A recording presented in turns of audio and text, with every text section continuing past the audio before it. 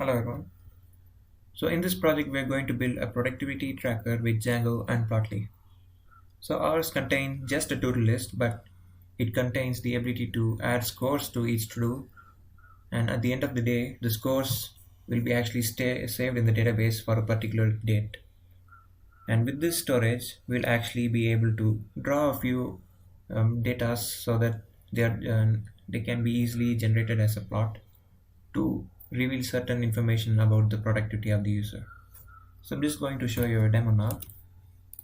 So each user has an account because every user is going to create their own to-dos and their own scores. So right now I have these to-dos and I assign scores. Okay, so I can just add another to-do, for example, testing to-do, and I can assign a score. For example, I'll just add 50 and it'll be added here. So I can mark it as complete, and if I want I can delete few to-dos if I no longer need them. Okay, so I just mark these three, and I'm just going to pick a date today. Okay, so I'm just filling the today's date and I have submit. But this feature I won't be this is just to show you because the user is not going to pick a date. It's the date is going to automatically add as today. But in order to show you the different, yeah, I need to create a and assign new dates, right? So I need to have this to show you that I cannot wait for an entire day. So I just have this date, but in the real application we'll just remove this and add today's date automatically. So I do have a lot of others built in. So I'm just going to show you the profile page now. So the profile page actually draws conclusion data like what's the score of the user, what's the highest score and streaks and those kind of information, and we are just going to display it with Plotly's interactive graph. So it's not just a regular image graph, it's an interactive graph. So here we just have some basic information about the, so I have used the to do for some 17 days because whenever I hit the submit I have made 17 days before that. So and this is the highest score that I have ever recorded. So the highest score is, it just adds every to do score that has been marked dash finish. For example, for this day the total score is 75 plus 20 is equal to 90. Okay, so like that the highest score has been calculated, and this is the average score. So this just by dividing them, and highest streak. So the streak is just saying like how, if this if the progress is monotonically increasing or not. Yeah, how they can start from the base like 0, but the graph should increase to explain productivity. And this is the current streak that they are actually being on. This is the highest and this is the current. So with this I have this interactive graph built with Plotly. So it contains a lot of, yeah, features like we can pan, we can zoom in and zoom out, auto scale, and yeah, we can select types how we want the data to be shown, and we have this kind of sliding option. Okay, let me just auto scale it, and we can actually slide through the graphs here. Okay, so this is fully interactive. We can just get the data at any point and actually, yeah, more a lot with that. And this, yeah, this denotes the progress level. So I've plotted the score against the date. Okay, so I've been recording from Jan 20 to February 14. So that's the progress, and this is also the progress but in pie chart. So this is also interactive. I can just make it, I can get the data from here. Okay, yeah, there's a lot of other options as well. And this is the streak progress. So this, as you can see, this is the monotonically increasing. It's kind of like a mountain. The streak is always going to be somewhat like this. So this denotes for 6 days the user has been continually progressing in their score. Okay, and this is the highest streak. But for now the user is just on current streak 1 because the score has been declined. It was not monotonically increasing.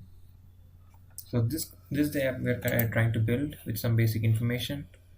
So before we go into the details any further, I'd like to show you some more information about the project. So we're just using CRUD operations on the to-dos. For example, we can create, update the dates, and add scores and so on. So we are just performing basic CRUD operations and with help of Django models. And then we are using Plotly for status reports. So it's not like matplotlib graphs. This kind of graph is actually interactive. Maybe in Jupyter Notebook there may be interactive graphs, but in order to show them in the website we need to be able to like have some interactive graphs. So Plotly provides that. Plotly is also available for JavaScript, but we are just using only Python, so no JavaScript code is actually involved. And features, we know that we have login and registration page. You can create to do, add score to to-dos, mark them complete, submit for the end of the day for evaluation, update the scores if necessary, and profile to get some more information about them. Okay, so I'm just going to provide an exact roadmap of how we are going to complete the project. So first we'll start with covering the basics of Django. Okay, and then we will just implement the login and registration system. So next we'll just set up a table in the database to actually store our to-dos and also the scores for the respective dates. And then we'll just finally implement the results in a Plotly to create a type of data visualization effect. So this is what we are be needing. So Python and virtual environment is highly recommended because especially for Django projects, we might need to have environments for each project so that it won't disturb other projects. And we'll be covering the installation and Django and as well as Plotly. Okay. So up next we'll be covering the base of Django. And so in this video we're just going to cover the basic installations and the basics of Django. So first let me start by installing the virtual environment I told you in my last video. So this is important to keep the projects in an organized way. Say if you have a Python project which has built with Python 3.3 and you want to create another project which requires Python 3.8. Now if you install the Python 3.8 globally, the Python 3.3 project may not be able to like run anymore. So it's like the code is broken. For it to run you may need to install the Python 3.3 packages and so on. So in order to avoid those kind of circumstances, we will create an environment, and inside those environment it is going to install the packages for a particular project only. So it will help to maintain a lot of projects that we have. So I'm just going to cd in my project folder and create a new folder called demo. And here I will just create a new environment. So pip python -m virtual env, and the name of the environment can be whatever you want. I'm just going to call it environment. Okay, the environment is created and you can see it just created a folder here. So now to activate the environment, you just need to navigate to the scripts, and we're just going to activate the bat file. So activate.bat is a file inside environment and scripts. This is going to enter as is, and you can see that we are in this environment for now.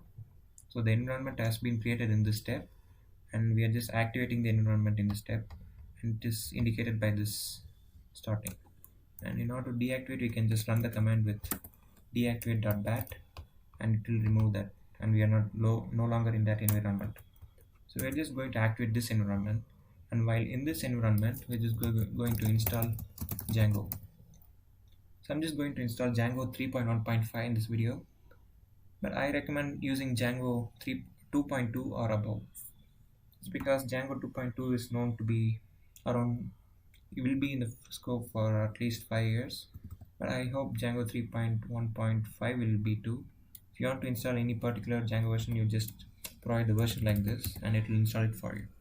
So I'm just going to install mine as 3.1.5.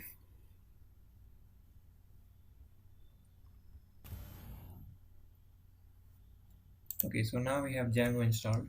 we can now start a Django project. So we have to use Django-admin start project, and we just give the name of the project here. So I'll just say demo project and hit install. So it will just create a folder called demo project, and I'm going to cd into this project. Let me open the same project in my Atom, and let's see the file structure here. So e python project, and okay, so we need to make sure that we are in this manage.py directory, and as well as in the command prompt. You can see when I hit dir, you can see the manage.py. So we are just going to kind of work around it. So since we are in this, we created a project, let's run the project to see what happens. So in order to run the project, we just say python manage.py and run server. We will create, like, we will work on this project by using this python manage.py, and we provide extra arguments, command line arguments like start app and so on. So it is going to run the project for now. So it says python manage.py and run server. So it is now running on this URL. So this is the local host at port 8000. So I can just copy it and paste it in my browser, and you can see that this shows the Django default page. So it says that our Django has been quite successfully installed, and we are just good to go. You can also use the URL by localhost and at port 8000, and it will just do the same here. So I'm just going to be using localhost colon 8000 for the entire project. Okay, so let's see the Django file structure for now. So manage.py is the actual main file in which it calls the main application and keeps it to run, but we won't be using any of these. And db.sqlite3 is the database that we will use for the project. So after I run this Django admin, it created a database project for me. And you can see that settings.py and urls.py, and we'll just go more of it later. But settings.py actually contains the apps project settings in overall. So a Django project contains several apps. Okay, there might be multiple apps within the same project. It helps to keep the project in an organized way. For example, I can have an app called users, and inside it I can manage all the login, logout, and managing the users logic and so on. And I can have another app for e-commerce where I can just add the logic for buying, selling, and stuff related to e-commerce. Okay, so apps provide those kind of functionalities where we will focus on a particular application and work on it. And it provides high reusability as well.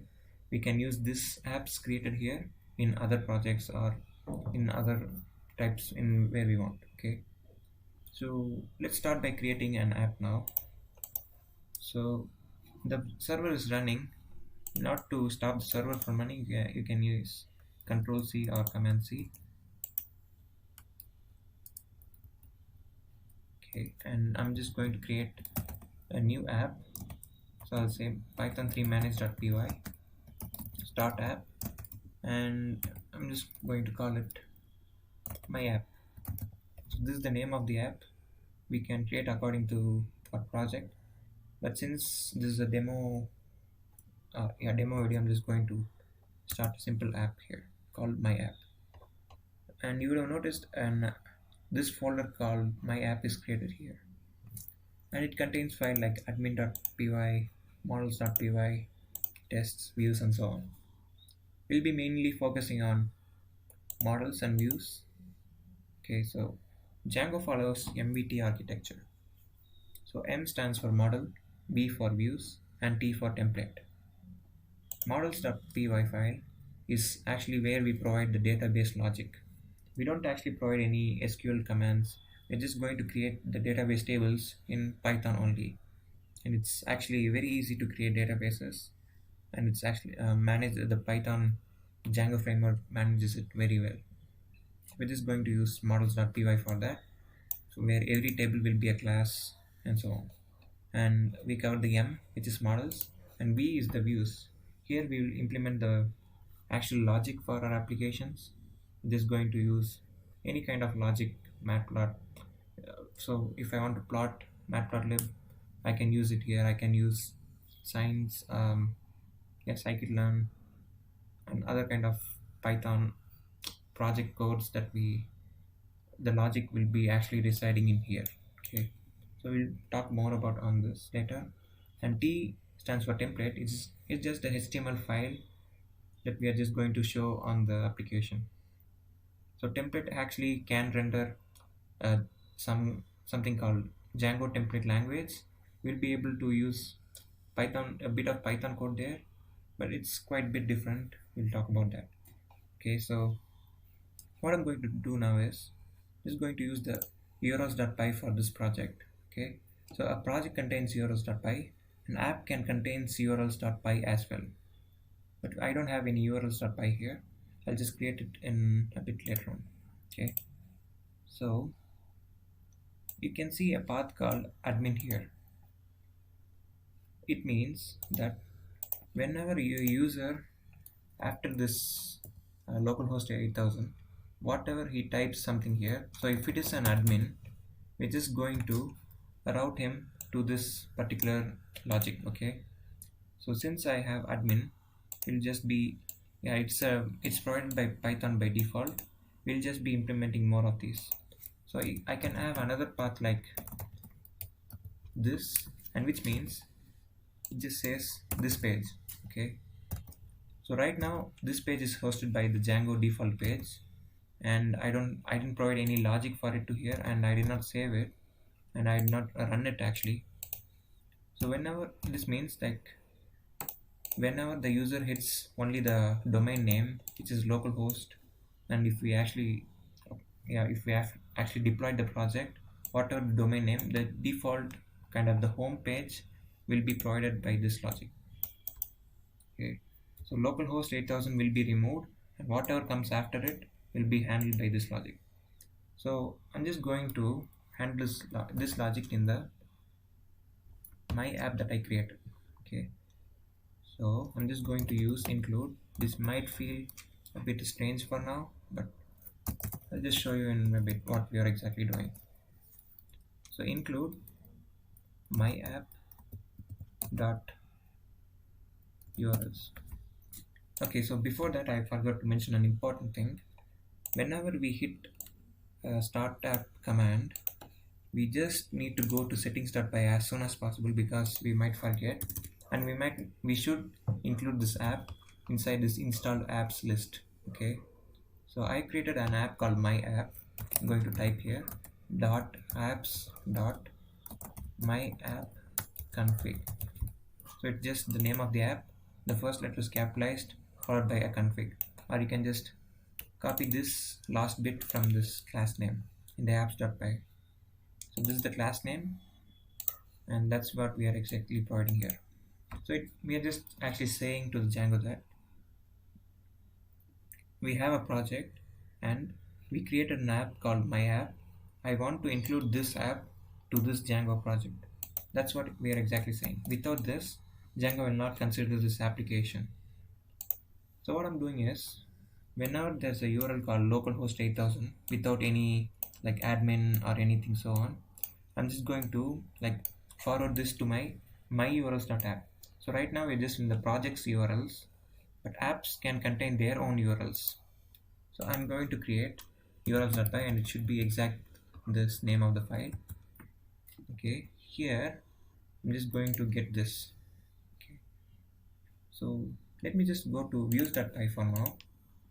So views.py, as I said, it contains the logic for our application. So I'm going to create a function called home here, and it will take a request object, and I'm going to return something, an HTML file, an HTML document property.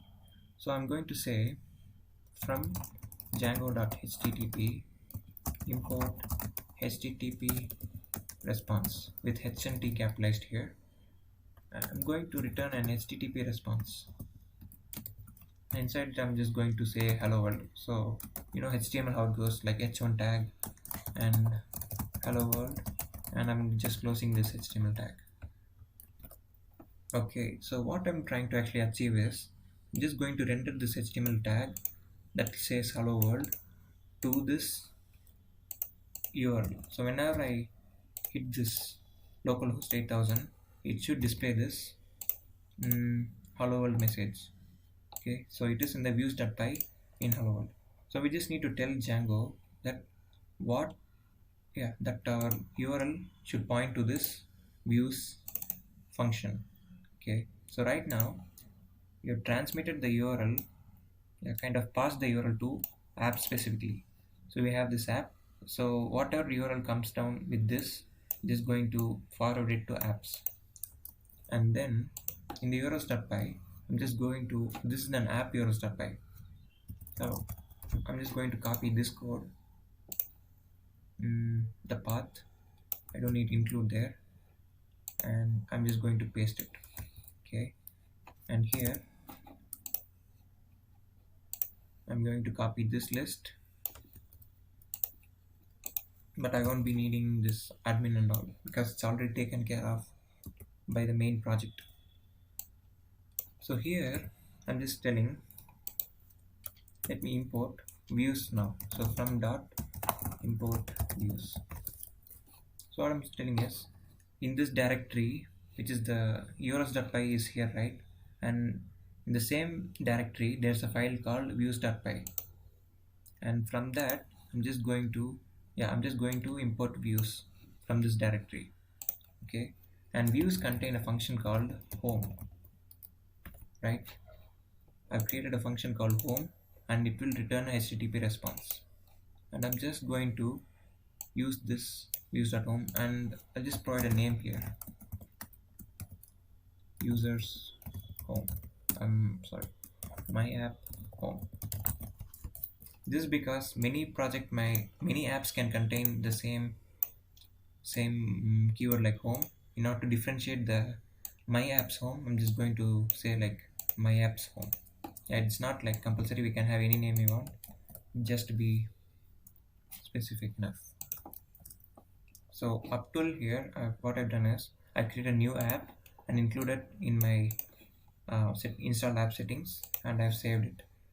And in this main project app, I'm just saying whenever a URL contains an empty string after the local host, I'm just going to let the app, my app, take care of it. So my app.urls is going to take care of it from now. So after that, you'll just be coming here to this url.py here, and I'm just going to import views.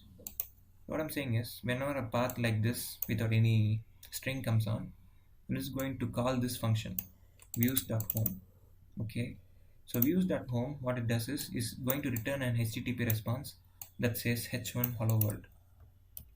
So if I save all of these and run this application now, python 3 manage.py run server. Oh, my app is not defined.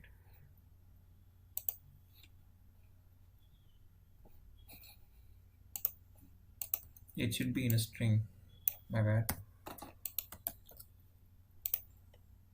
Okay, so it's just like a live server. So whenever I hit save on any of these major files, it will just reload the server itself.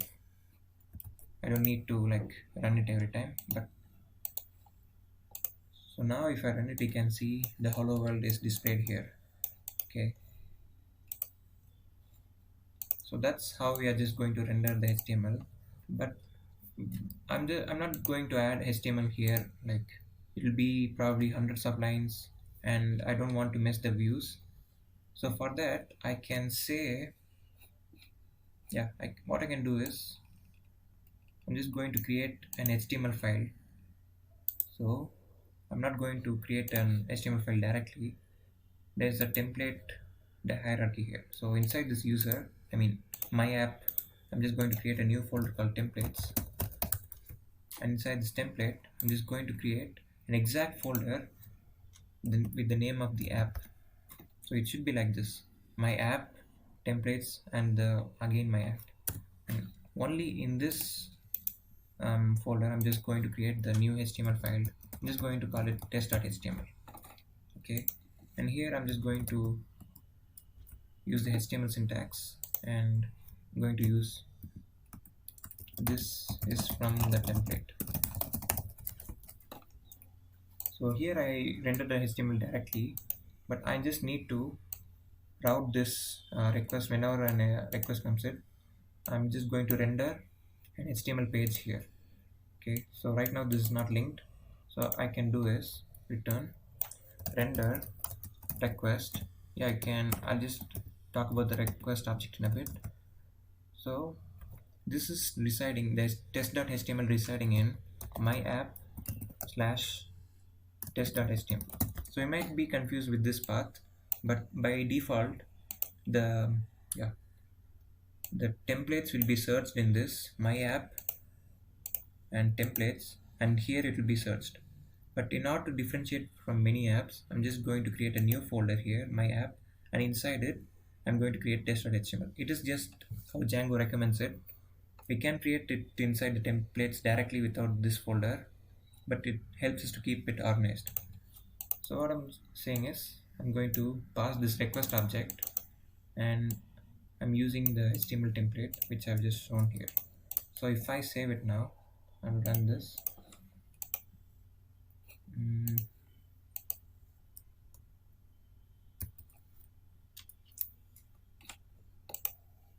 yep, now it says this is from the template. Okay, so that's exactly how we're just going to build it. In order to avoid like hundreds of HTML lines of code and to maintain it easily, we're just going to do this. Okay, so with this in mind, up next we're just going to import the logic for our application, probably starting with models.py to start the application. So I already built an app called prod app, but we have already the setup project ready, but I'm going to explain it by line, and we'll move from there. Okay, so I have created this new app. I have included in the settings.py.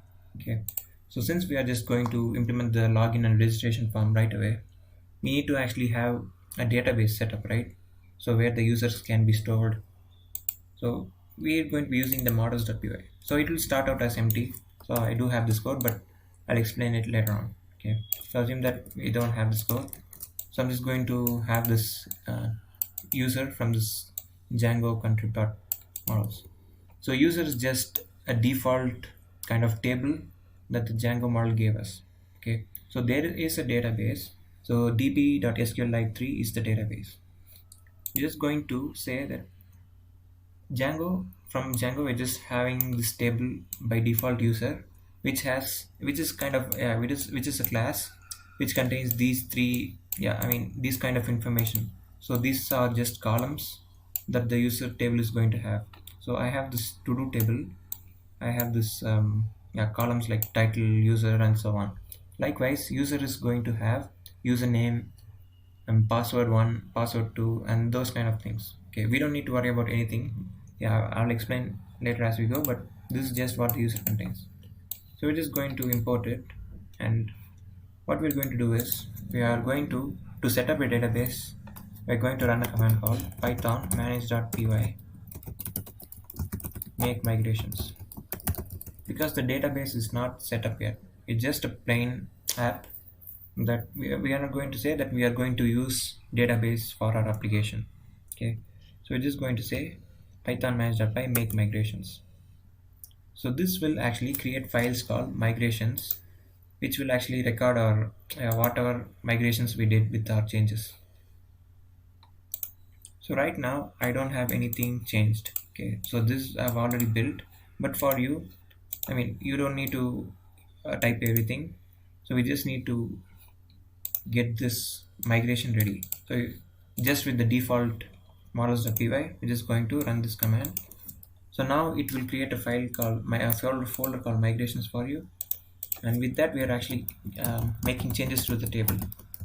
So this command will actually create the table in the database. Okay, so if there's any migrations apply, you will have some list of tables. So this with our now that we have our database ready, we can create users. Okay, so I'm going to create a super user.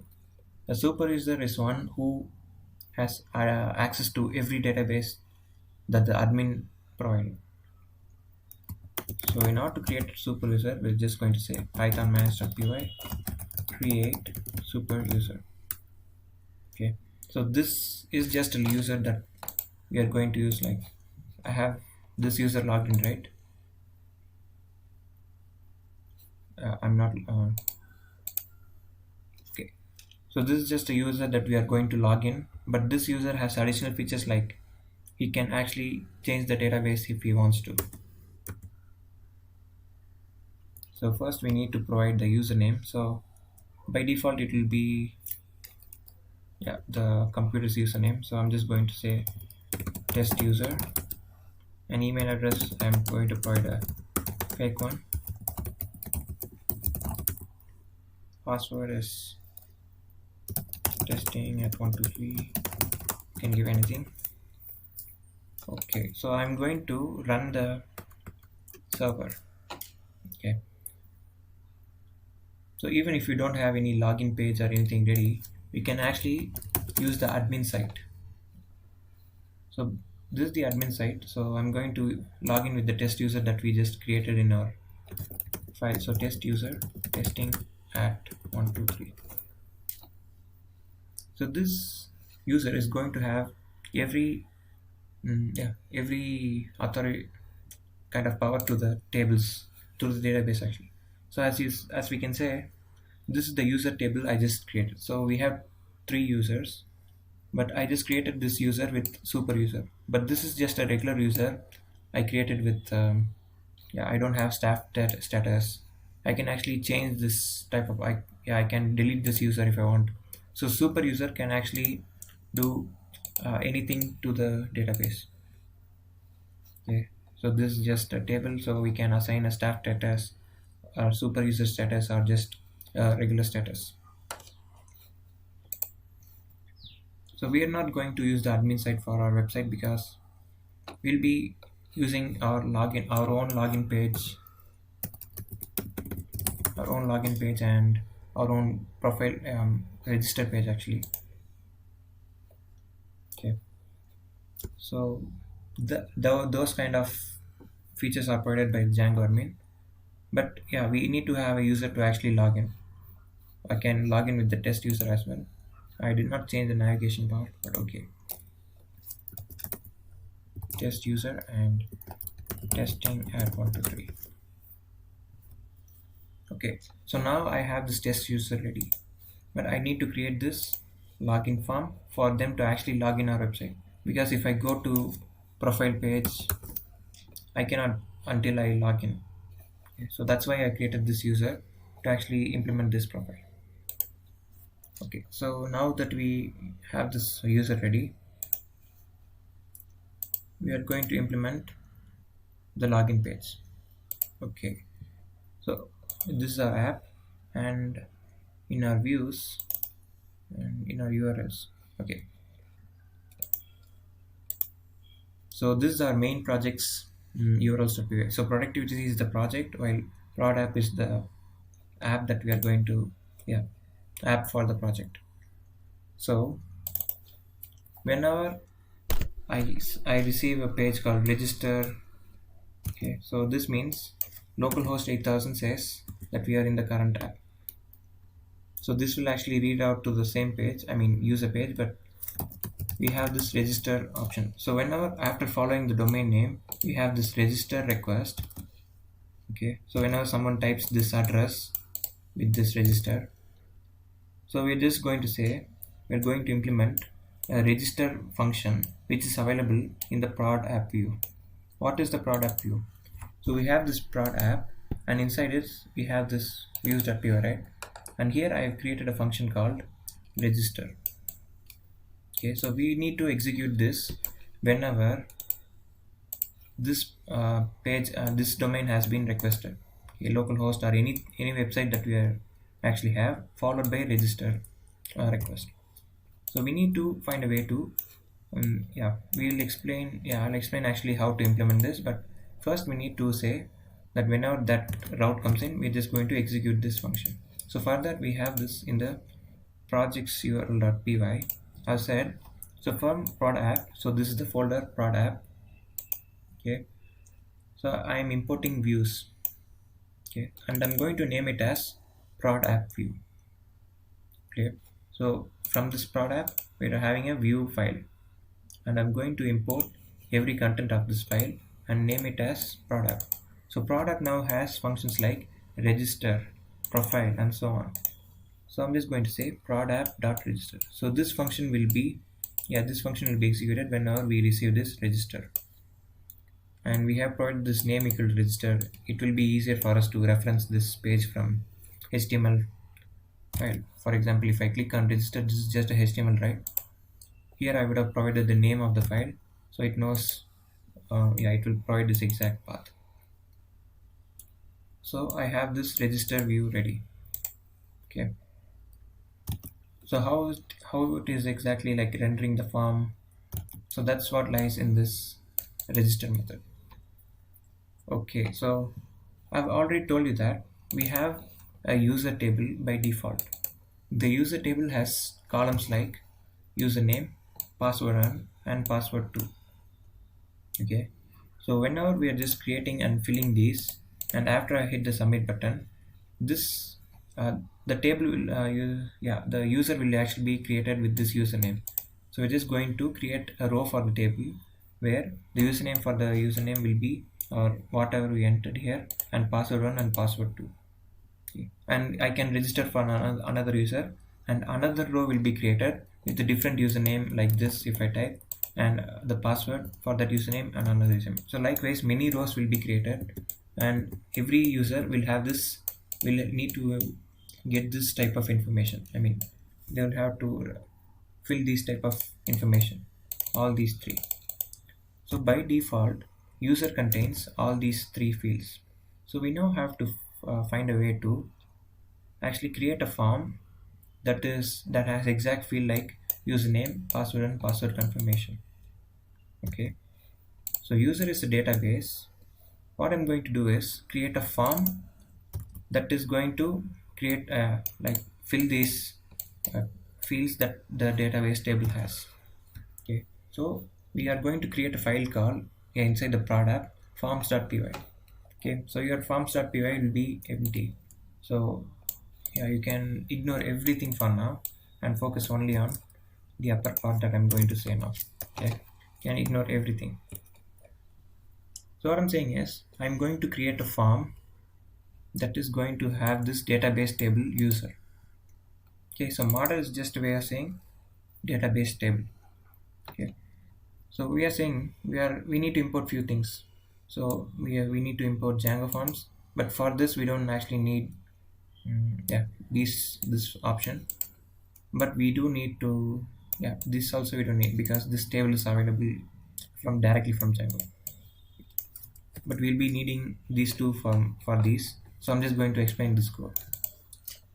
So as I said, Django models has the default table called user, and we are just going to create a form, user creation form. Okay, so this form is this creation form.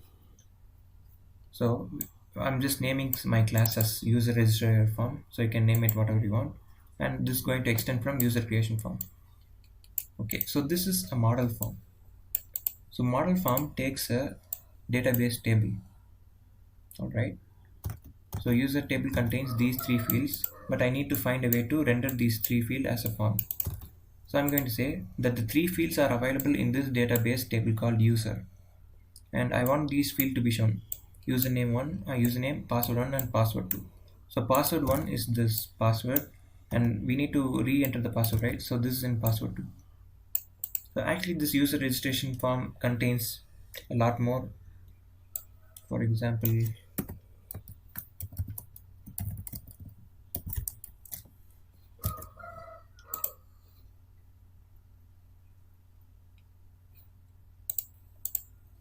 forms is notified.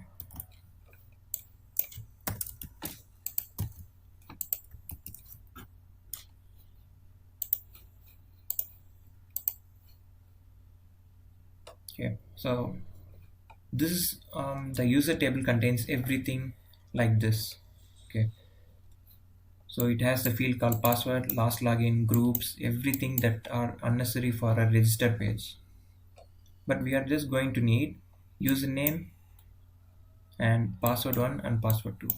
We can have another user, yeah, these fields like first name, last name, email address if we want. But for our application we'll just need password 1, password confirmation, and username. Okay,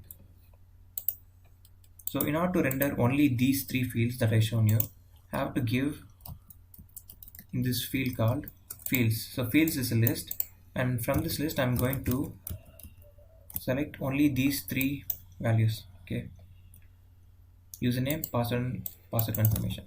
But if I give everything, this is the result. Unnecessary, yeah, unnecessary options. So if I save, yeah, if I give this and save this, the result will be only three fields: username, password, and password 2. So from this user, we are just creating a form out of these three fields. So now it's beautiful, right? Only with necessary information. So we have this form ready in our forms.py. Okay. So we need to actually render this form to the HTML page so that it will be displayed like this. So for that, in our views.py, we have this register, right? There are two options possible. So first, we'll be rendering out this empty form. So assume that the user has got to the register page for the first time. So he'll be shown an empty form. But after he filled some details like test, and he's filled the password and click the sign up button, this time we are just generating the same register page but with all the details that are entered here. Okay, so that is the if condition and the else condition. So that means whenever I hit the submit button, so that means I've filled all these and I'm going to save it in the database, this method will be executed. Okay, so sign up will call this request.method as post. So yeah, it's in the HTML, so we'll just go over that. But for the first time, only this empty form will be rendered. Okay, so this is the else part. So we are going to import the forms. Okay, from this folder. So from current folder, there's a file called forms. Okay, and we are just going to import everything from this form. So that's what we are saying. So after importing, we have this user register form. We created what we created here. Okay, user registration form. Okay, so I'm creating an instance of that class. So this class contains this exact form. User model is different. My user model is just a database table, but we are just using the fields of the user model to actually render it here. So we have this form ready. Now we need to find a way to for the HTML to display it. So I've passed it as a context. So this is just a dictionary.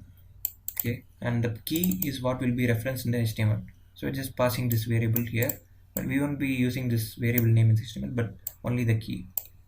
So I've asked this to whenever the register page view comes in, I'm creating an empty form and I'm passing this form to prod app/register.html. So in the templates there's a prod app folder and register.html. Okay, so this might seem like a lot of code, but most of it is unnecessary. For example, this div is just some, if you already have an account, I'm just routing it to sign in. So this is the one. So already have an account, go to sign in page, that is login page. Okay, so but what the important thing is, we're just rendering this form that I have passed from this register page. Okay, form. So I'm referencing it here. So in order to actually implement the Python code, I mean it's not Python code, it's actually Django template language. We're just kind of saying inside this curly braces we'll say form. So you can ignore crispy for now. This is just for beautification of the form. So if I have crispy, it will be beautiful, but if I don't have it, it will be quite not good. So I have this beautiful, I'll explain how to set up the crispy forms later, but the point is, in this HTML page we are creating a form with method equal to post. Okay, and this form contains a button that says sign up, and we are just generating the form. So the form will produce all these three fields as a form. So it has a label and a text field, which is a character field.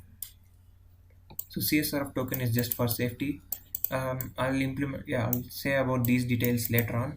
Whenever, yeah, when I just start to work on HTML, we'll have this basic template where we have the HTML tag, navigation bar, and so on. But in this register page, we are just having this. We are just kind of extending from that base.html, and yeah, that's it.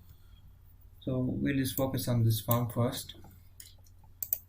So CSRF token is just for safety. So there are many attacks possible with forms. So Django takes care of all this, but we need to, yeah, whenever we create a form with method equal post, we need to have the CSRF token. Get method don't need to have this, but post does. So I have this U form ready. So next step the user is going to do is they are just going to fill some details and going to click on sign up button.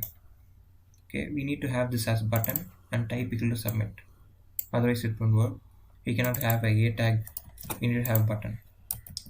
So whenever the user button is sign up is clicked, what happens is it will go to the same URL request.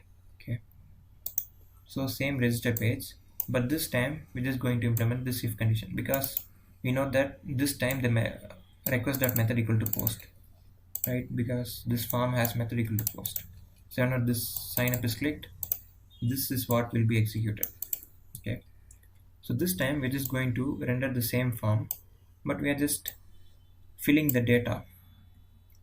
Okay, so by filling the data, what I mean is request.post is a dictionary.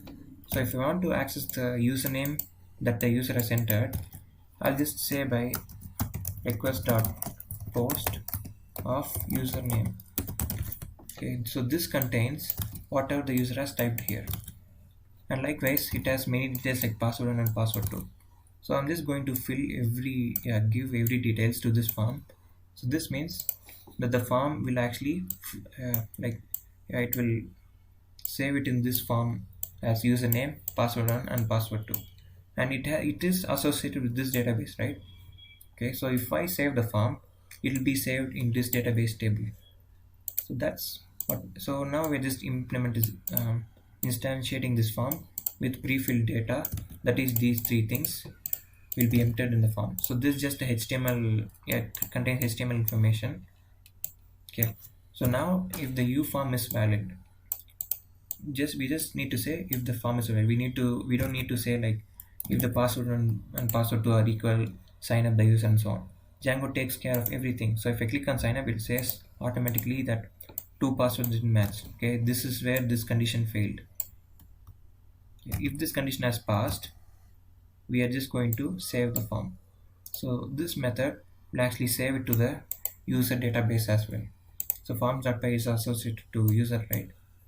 So it will actually save it to the user. So now this three information are stored in a database in the table called user with a row that is associated for this user. Okay, and after that I'm just going to print the username as access. For example, if I go to create a test, new user, testing at 123, testing at 123. Okay, so this is the message I'm printing. Okay, account created for username, and I'm just going to redirect to login page. So I may have created an account, the username, password and register, but it's not going to actually log us in. So I'm going to say before you go to the website, you need to log in with the account you just created. So that's why I'm redirecting to the login. So login is just a name I given it here. I don't need to give the path. Okay, I can give the path if I want to, but I just gave the name. Okay, this is another view that we are going to execute. So I'll be covering all this kind of front-end details later, but for now that's how the register page is implemented. Okay, you don't need to worry about saving to the database and all. The form save does it. So is valid provides everything. So if we have invalid username, it will just stop the user from entering. If we have an existing user with the same name, it will stop us from doing that and so on.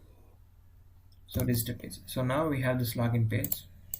Okay, so we have created our form, yeah, I mean the view ourselves, right, for register page, because the register is going to be quite different. Many websites are going to have their own register page, but Django provides us a login page.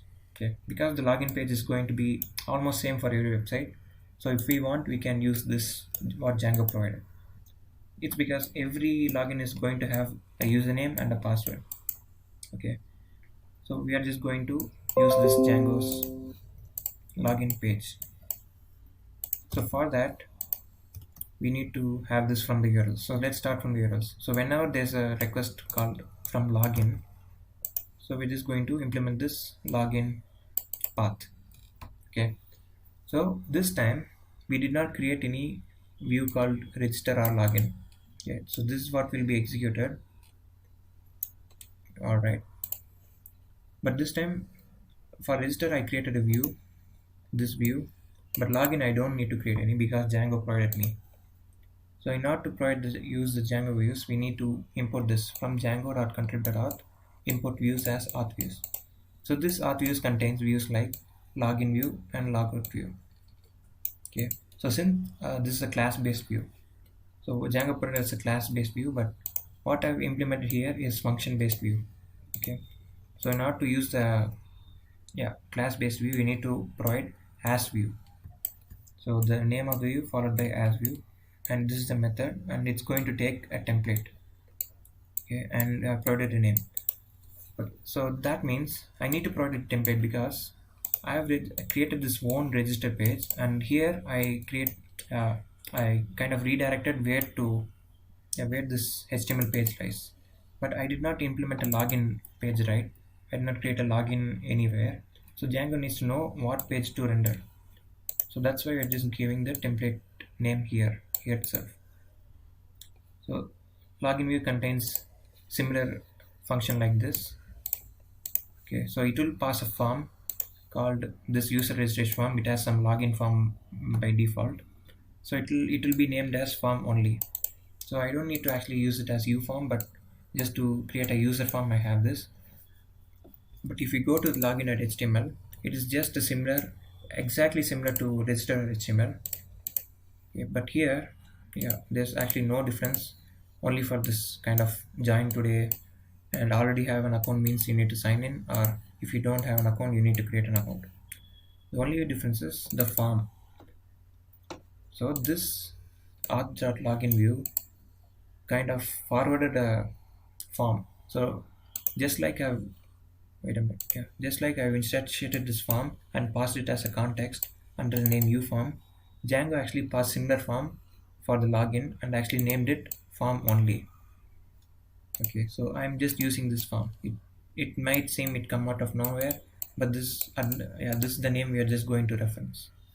Okay, that's it. We need to actually say for login form. It will take care of every authentication and database matches, etc. Okay, so logout views is similar. Just going to say whenever this logout page is requested, we're just going to execute this logout view, and it is going to provide the template name for the logout. So in template, I don't have anything at all. I just say that you are logged out. So if I go to logout, it just say you're logged out, and I provided a link for them to log in again. So if I click on the link, it will go to login page. Okay, so that's how the profile is actually implemented. So now let's talk about crispy forms, how they make the forms look neat. Okay, so now in order to, yeah, we're not going to see how, we're just going to see how to install it. So first we need to install Django, pip install Django underscore crispy underscore forms. Okay, so once this is installed, we need to go to settings.py. Okay, so main app contains the settings.py. So here we just need to import, do a few things. So in the installed app, we need to say that we are having this crispy forms. Make sure you are separating these by commas. So in this string, we are just going to say crispy forms. So that means crispy form is installed. I mean, we want our project to have it. And then we need to say which template the crispy form is going to use. So crispy form is going to, I mean, in our case, it's going to use bootstrap 4. Maybe there's bootstrap 3 also, but I'm using bootstrap 4. So it will get all the necessary forms from the bootstrap itself. That's why it's able to render these forms beautifully. Okay, so since I have this ready, so whenever in whichever page I'm using it, I need to use this tag. Okay, so whenever I'm executing the Django template language, I need to provide in curly braces and this person sign. But if I'm using something like context name, for example, the dictionary key, I need to use in double curly braces. So once I have this loaded, I need to use the form and say, yeah, I need to have this kind of a pipe operator and say crispy. So that those steps will actually make the form render these things beautifully. Okay, and let's talk about the HTML pages. So what does this mean? Extends from prod app based on HTML. So in the prod app, in the templates, I have this based on HTML. So you would have noticed by now that everything is, yeah, for example, I have this navigation bar, this background bar, I mean background color and so on. But I'm just having this single HTML. It's because I need all these things in my for every pages, so I don't need to write the navigation bar again and again. So Django provides this template inheritance. So by this template inheritance, I have this base HTML in which I have all the background navigation bar setup, yeah, and so yeah, many things. The yeah, for example, the I have this CSS file ready. Yeah, we'll be talking about static files, so on. I mean soon. So here is where I have. Okay, so in this you can ignore this for now, this bit, and focus on this. Okay, so I have this block content here. So that means whatever HTML file is going to inherit this template, they can have this their own code here. So that means I can actually make this cut this everything and paste it here. Okay, and then we have this page called register. But here is where each page is going to differ. So in the main tag, I'm going to have this block content. Okay, so here I'm just referencing this block content. So inside this block content, you're just having this section that belongs to only register page. So everything else, it's like saying we're just copying everything from this base.html, navigation bar and so on, and we are just kind of pasting it. So that's why is template inheritance. Okay, so that's about template. So that's how the templates are being inherited with just an extends method, and we're just providing where which code separates the base.html from this register.html. Okay, since we have this ready, I'm just going to say how the message tag is implemented. So we saw like whenever a user was created, I have this green notification bar that said user has been created, right? So for that I'm using the bootstrap properties actually. So in the views, so after the user is logged in, so before making it in the register login page, so I just got the username from this form. So u form is just an HTML details, and with that I'm getting the username what the user has typed. So if you forgot it, I'm just going to go to the register page and create a new user called T. Okay, so this now to display this, I'm going to have the username here, right? So I got the username from this form and messages. So Bootstrap has this messages from Django.contrib. I'm importing messages. Sorry, Django, not Bootstrap. Okay, so this message I'm going to say it has success message. If it is a danger message, it's going to show as red. So if I go to create an account,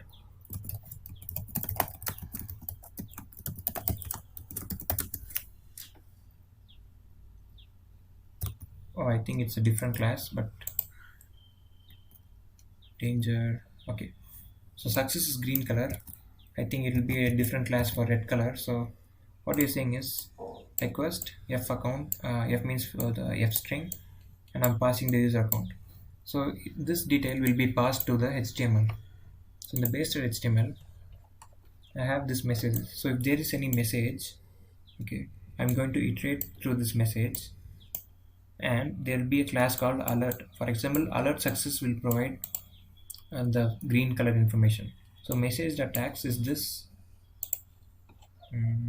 yeah, is this success or not? Okay, so that success will be passed here. So that means this will be replaced as alert hyphen success. So it is passing the message. So the message will be as account created for this. So that's why it was able to create a green color tag. So alert success will be having the green color tag, right? So that's how we have this here. Okay, so next we're just going to implement the static files.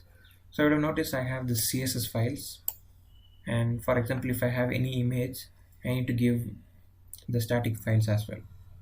So static files are files like CSS files, JavaScript files, images files that the client is going to render on their own. Okay, it means whenever the user loads websites, the user has to kind of download the HTML files, CSS files, the images from our server to his site. So that is called, these are static files are for client side rendering. Okay, whereas media files is the files like user uploaded files. For example, the user might have a profile picture uploaded. So those kind of files are called media files. Okay, so we need to say what are static files, and yeah, where are the static files located and where are the media files located. So in our applications, I don't want the user to have profile picture and all, but we just need to have the user to download the CSS files, because that's why it makes beautiful, right? So it has to the browser has to download and render it. So in order to say where the CSS file lies, I need to go to settings.py and say, yeah, actually we are not using this. One more thing we need to, about this, there's a word about login that I forgot to mention. I'll be covering that soon. Okay, so static files, not to say our static files location, we need to say slash static files. So slash is just this current directory, and from here we're just saying there's a static URL is static. So this means whenever the browser is searching for where the static file is located, we're just providing this URL. So as you can see, I have created this folder called static, and inside this I have CSS and main.css. Okay, so by default, whenever there's a static tag like this mentioned, it will search in this directory, in this static directory. But since I have this CSS file inside this folder, I need to provide CSS slash main.css. Okay, so we can actually give like href as this, for example, slash static slash this kind of hard coding the URL. It will not be good in deployment. Okay, that means once we deploy this in a domain, the servers like Apache or Nginx is going to serve the files. So now right now what is serving the files is Django development server, but once we deploy it, it will be taken care of by Apache server. So it needs to know where the static files are located as well. So there's a simple command called python manage.py collect static that will do it in the terminal. So if we do this command, the Apache will going to know where the static files are located. Okay, so that's why we have this kind of statics to actually say where the static files are located. So now that we have this ready, we need to have this as well. So static files directory. So the files will be stored somewhere in this base directory, right? Okay, and then we are just appending to static.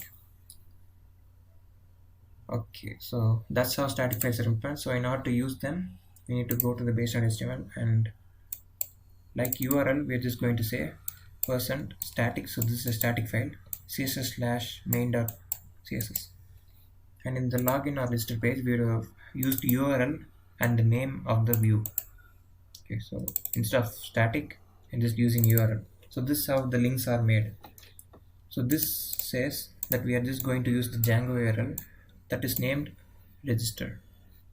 So that's why we have this in the urls.py we have this name, so it will just directly use this name from the HTML. Okay, so that with that ready, I need to mention one thing.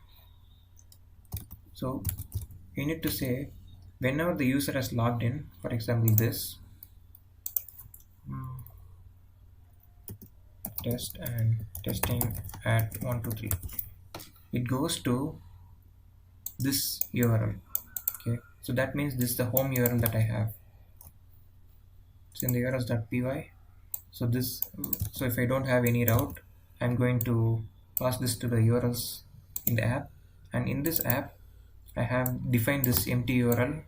I mean, it's not empty URL, just domain name as name equal to home. So I need to say what page to render after the user has logged in successfully. Okay, so for that we need to say login redirect URL. So after login, I'm just going to say that you just need to go to the home page which I have provided here in this app. So that's why after logging in, it took me to this page. So if I have any other page like profile, it will actually take me to that. Okay, and this login URL is just what we want to say about that. So you would have noticed, like, if I have this, actually I am now logged out, but if I try to go to home, it does not let me to go to the home page before logging in. Okay, so that's what the magic. So even though I hardcode the URL, for example, if I go to profile, I need to log in first, and then it will go ask me to this profile page. So that is provided by this decorator. So we need to import this a decorator called login required, and we're just going to just add this one line, whichever view there's login is required. For example, in the register I don't need a login required because every user is going to log in. It will be silly to, if we have a login user, only to have this register page. But the profile, I need to have this login required. So this login required will actually search for this login page. So if I don't have this page, it will search to, for example, slash accounts slash login by default. Okay, so now I need to say this decorator, whenever if the user is not logged in, it is going to go to the home page, I mean sorry, the login page, but we need to provide the location of the login page. Even though we have this URL of this login page setup, it does not know what URL we have this. For example, many user might have their login name as, for example, sign in, and sign in, for example, here. So we need to provide it ourselves. So with this, whenever I log in, Django will actually make me log in and then go to the next equal profile. So this next equal means I was trying to access this profile page before this login actually popped up. So if I log in and go to this, if I log in, it will actually make me go to the profile page instead of the home page. So it's actually loading because the profile page has graph and it will kind of take time to render. So this are all provided by Django by default. Okay, and one more thing is, finally, so whenever the user is logged in, I need to provide him options like profile and logout. Okay, but if the user is not logged in, I have to change to register and login. Okay, it changes. But if I was logged in, it will say profile and login. So that's actually easy as well. So in the base HTML, I have this navigation bar, right? So I have the simple property. The user is available in the template for us to use it anywhere. So here I'm just saying, if user is authenticated, that means if the user is logged in, we're just going to show him, this if log will be executed only when the user is logged in. So if the user is not logged in, it will go to else condition, right? So in the else condition, I have this register or logged in, so and have this indef. So that's why it is actually getting this authentication ready. Okay, so next we'll be implementing the to-do list. So we'll start with creating a table, and we log in and every other details ready. We can now easily implement this notes to-do application. So our to-do application is just, we are having a table that has properties like title, score, status, and yeah, these three are the things. So status is just, I can just click and mark it as complete. So it means the score will be evaluated or not. So it's just a simple table. We have these three attributes. Okay, but this attribute is, I mean, this table is going to be different for different users. For example, if I, for example, this user has this kind of to-dos, but there may be another user who has another kind of to-do list, another scores, another status, and so on. So this table is just going to have a relationship with the user table, where we are going to create that. Okay, so we need to be able to create a to-do from here as well, and yeah, that's it. So in order to create the table, let me create, yeah, close everything.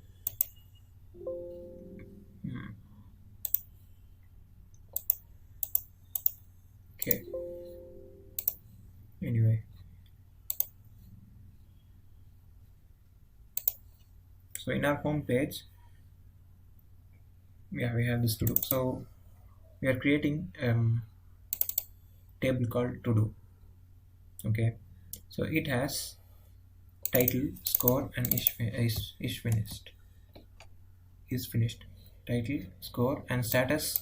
I'm just displaying it as that, but this is the is finished property of the, for a to do. So this is a to do, and another to do has these things, and there may be another to do that have these three things again. So this is just a row that we are actually saving. Okay, so as I said, each to do is going to have a user. Okay,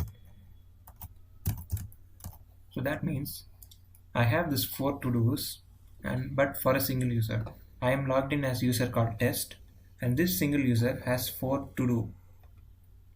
Okay, so in order to say a user can have many to dos, we're just going to say, yeah, we have this user table by default, right? It has tables like username and so on. So each username or user is going to have many to dos. So foreign key means actually many to one. That means, so I have this to do, we have this foreign key inside to do, right?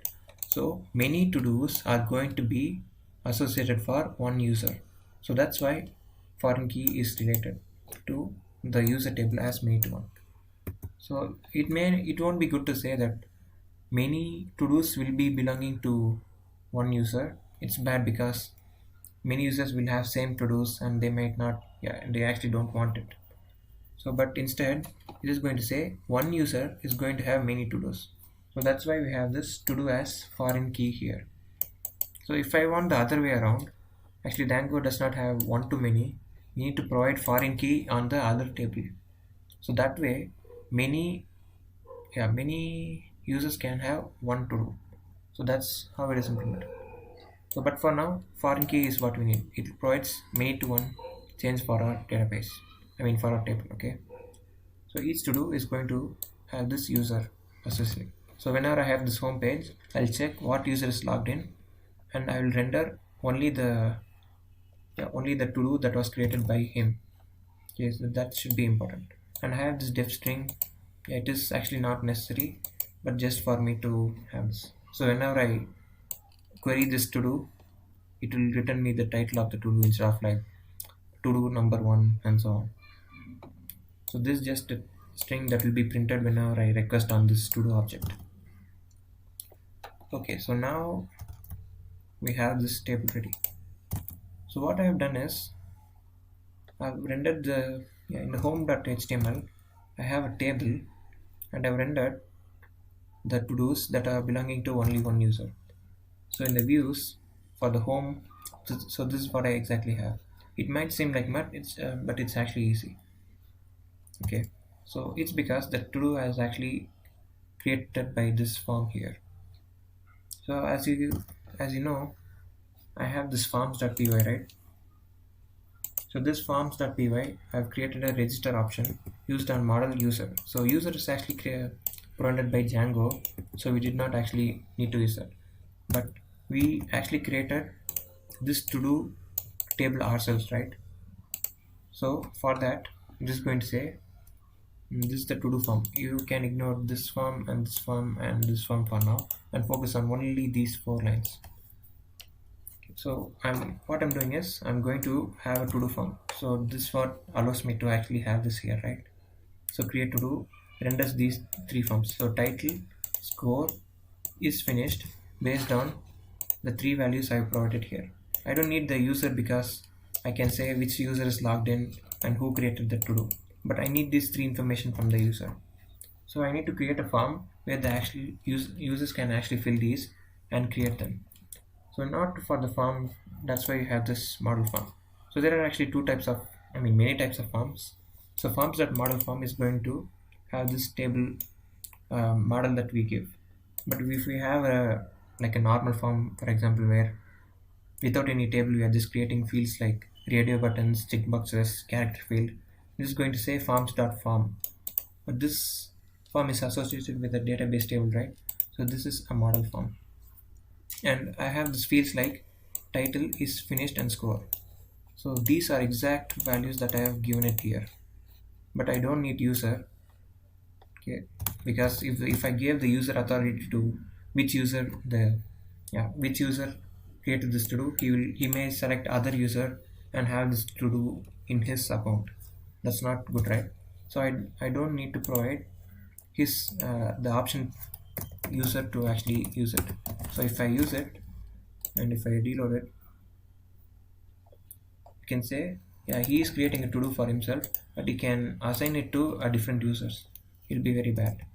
So we don't want that. We don't want that. So that's why just having these 2 fields. So this ready, we're actually having these 2 conditions exactly like the register page. So whenever the home page is actually finished, entered, we are going to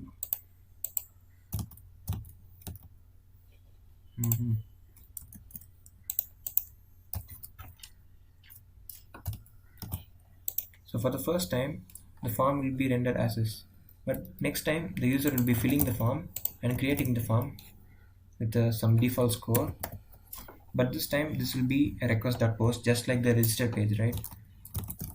So the views.py, there are actually 2 conditions. If the method is equal to post, or else if the user did not create any, hit the submit button yet, create button actually.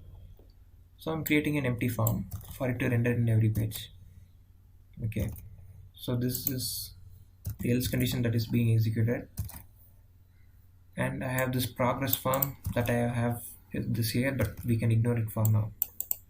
Okay, now I'm filtering what to show to the user. So this user has created 4 to-dos, right? So todo.objects.filter contains these. So let me talk about Django shell here. So let me open the command prompt real quick and navigate to the project.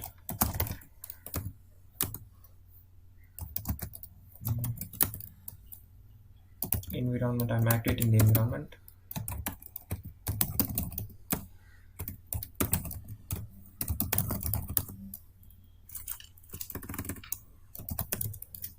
Okay, so this is where the my manage.py lies. So I'm going to navigate to the Python shell, manage.py shell. So this shell contains all the Django information preloaded. So this is not a Python regular shell. So what I'm saying is, from the prod app, there is a file called models, and I'm going to import everything from it. Okay. So in order to see all the to-dos that the user has, all the users have ever created, I'm going to say to-do.objects.all. Okay. So this to-do is the table name. So if I go to the models.py, I've imported to-do and progress by saying from prod.app.models, I'm importing star. So to-do and progress will be here. So in this scope, so in order to get all the to-dos that have been ever created, I can say to-do.objects.all. So this has every to-do that has been created by every users as well. Okay, but sometimes I need to have only one filter, right? So I need to do's that are created by first user, filter id equal to 1. So this time I have only one to do created. So by this I'm saying I need the first to do, where I mean each to do has an id, but in order to get which user has that, so I need to say, let me go to the views.py and I have this todos.object.user equal to 1. Okay, so todos dot object dot all, yeah, gives every to do that has been created by every user as usual. But now I'm going to say I want to do only for the first user who's an id called, yeah, who has an id called 1. It's not called, yeah, it's on. So I'm going to say user dot objects dot all. So I need to import user. So from django.contrib.auth.models import user. I'll explain it in a minute. Okay, so now I have user table. Okay, so I am just going to query the list of all users that are available. Okay, so as you can see, there's a user called this test user, new user, and yeah, 2 other users that I created. So I'm going to get the first user, first. So this will return me this user.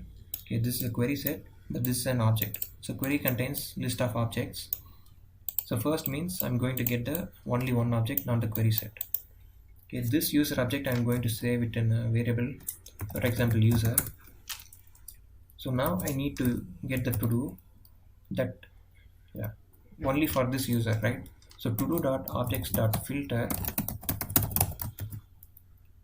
user equal to user. Okay, so this will give me to do's that has been created only by this user. Okay, so Grover request, serious news, test, and testing to do. So that's what we have exactly here. Okay, so I was able to do this command because there are many to do's, but I'm actually filtering based on this user. It's because in the models.py we have this field called user, right? So I'm just going to say user equal to user. So I can actually based on, yeah, do something like title as well. For example, I have this title test3, right? If I want to search based on title, I can say to do dot objects dot filter title equal to test3, but this is a string, so I need to give it as a string. So it will give me this to do object.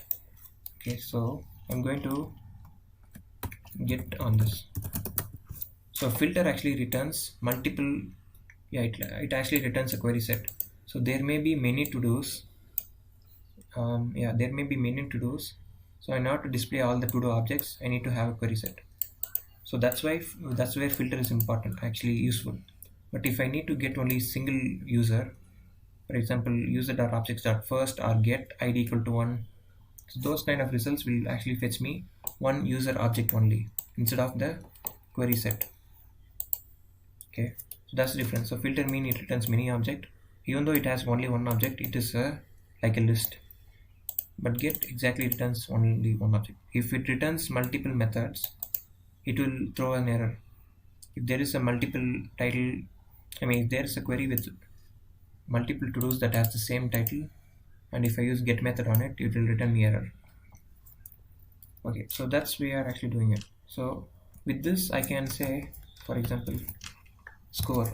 Okay, so that test user, test to do object has the score, right? I can access that as well, and this test actually is finished as well. I can actually use that. So 25 true, and I can say 25 is the score and it has been marked as completed. So if I remove it as marked as completed, now if I run that again, it says false. Okay, so this is the basics of how we are exactly doing this. Okay, so what I'm exactly doing is I'm just getting the table name. Objects is what we are going to use for everything, and first means it will return first only one object, but filter is going to return multiple objects as a list. So get also returns one object based on condition. So filter also get returns objects based on condition, but it returns multiple objects while get returns only one object. So if there is, so if we know that there's going to be multiple objects that have satisfied this condition, we want to use filter. For example, user dot objects dot get id equal to 1 means I'm getting the user. So filter also returns the same. Okay, but it returns as query set. So while using this, we need to use this query set. So I can access the query set properties from there. For example, get is a query set, and I have this user object, and the user object has fields like username, right? And I cannot, if I try to access password one, it will be probably, yeah, it is actually hidden from this model. We should not access this password one and all. Okay, so with that ready, we can now implement the views. So I'm getting the todo.object.filter as user equal to request.user. So so this is the use for request. So request actually has many things like request.post and request.user. Whenever a user is logged in, we have this request.user. So it will return something like what I have here. Okay, so if the user is logged in, no, it is just a string. Yeah, it will return this kind of details. So it will return a user object. So with that user object, I'm actually filtering based on to-dos. So I need to get all the to-dos that has been created by this user, and I'm storing it here.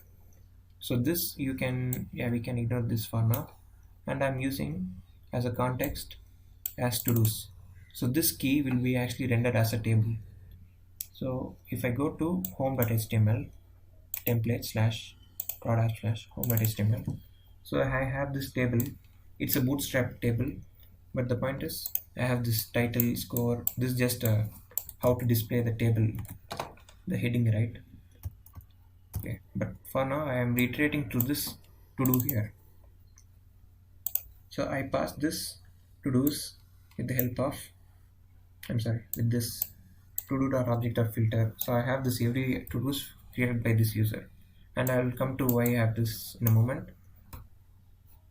But for now, assume that I don't have the serial here, but I do have it. So what I'm saying is, so it is a query set, right? So it returned me a query set. So I'm iterating through this query set, and each to do will have their own title, score, is finished property, and so on. So from this to do, I have this title, which is displayed here, and to-do.score, which is displayed here, and I am saying like if the to-do properties is finished equal to true, I'm having this checkbox as checked. Okay, so this checked means it will tick it automatically, but if I don't have this checked, it will actually, so based on this, is if finished is equal to true, we are just implementing these two inputs. Okay, and that's label, and delete is other operation we are just going to focus on later. Okay, so I have the serial here because if I use the to-do.id, the id will be different for many things. So if I delete a to-do, and if I create another to-do, and it will not actually delete the id as well. The id will be unique as well. So if I create a new to-do and make it as id, it may have an id called 30, 100 based on how many to-dos I ever created. But for serial number, I need to give it a number, right? So that's why I have this range. So range will actually obviously get from 1 to the len of list. So I'm just going to get from 1 and len of to-dos plus 1. So length of to-dos will give me something, and I'm using it as zip. So this I have it as zip, right? So it will iterate. So having zip means you can iterate to both of them simultaneously. So that's why I have this comma separated, and each to do has their own serial 1 2 3 4. So that's how the table is exactly created. Okay, and for this delete button, this is just a font as an icon, it's not a big deal. So this is just a link. Okay, so every table has a delete button, and each delete button is associated with this URL. Okay, so whenever I click this delete button, it is going to a URL called delete to do. and it will pass, sorry, delete to do, and it will pass the id of the to do. For example, this id may have primary key of 100 and this may have a primary key of 1 not, yeah, 99 and so on. So if I go to yeah, if I go to this url, it will delete the to do that has this id as one. So whenever I click on it, this to do will have an id and it will go to the url. Yeah, we'll implement the delete details in a bit, but this is how it is done. So every link will go to this url and the ids may differ. So I cannot delete this 3 because it's I already deleted that to do. Yeah, we will implement that later on. Okay, so that's how to do is actually rendered. But now we're just going to render this form. Okay, so as we know that we're just going to use this form and have the csrf token and create to do, and I have this progress form, right? So progress form is the exact form I've created here. So to do form is the class, sorry, it's not progress form actually. So progress form is this one, we'll implement that later, but this is to do form. So this is the form, so to do form, right? So I've used .py, I have instantiated to do form and name it form. So I'm passing this form. So for the first time it will render this, but whenever I click on create, the details will be, yeah, it has method equal to post, right? So this will be executed. So here I'm just getting the form just like registration page. Is no different than registration page. So I'm actually getting two forms, right? Create to do, and actually I need to change the name of this, but okay. So I have this two form, but assume that I have this only one form now. So if the form is valid, okay, that means I'm actually saying that all the details entered by this is good, and I'm actually storing it in the database. So this means yeah, you can ignore this for now. So I'm creating a new instance, user equal to request.user, title and score and is finished equal to true. I can actually directly save from the form, but I think this will be more transparent for you to know now. Saving from the form is just like having this uform.save, but we need to have save this user, right? User form will actually pass this user itself because we create this form using user creation form, but this form we need to pass it ourselves. But yeah, we will implement that later on, but this is just a simple way to do. So we are creating a new to do, assigning the user as request.user, and title contains the request.post of title, score will be available in request.post of score. It's because we are just filling all the details in this form and with method equal to post, right? Yeah, those every details will be available in their respective dictionaries. So this key will be the name of the forms. For example, this one, title is finished score. So the post contains all these keys as dictionary. So finished is because I want this. So finished is just a button called this one, right? So it will return only on or off, but this database is just storing it as a boolean field, so it requires true or false only. So that's why I'm saying if finished equal to on, that means it is true, and else we are assigning it as false. So we're just making it from go to on to true. So we have created this to do, and we need to save it actually occur. So even though we don't, yeah, even though we created this entire to do, we need to save it. Okay, and after saving it, we're just having this message to do added from here. So if I do this something and 0, so it says to do added from Tarun, and this I can actually delete it now. Okay, that's exactly how it works, but there's actually a more efficient way to actually create this query, but it's not needed for now. So what we'll be doing is just have this form, but before saving it, we'll just add another thing called user here. But this is just transparent, so I have it. So having that, we don't need to pass these three things if we directly used forms. Okay, so now I have this already. Now we can just delete whatever we want.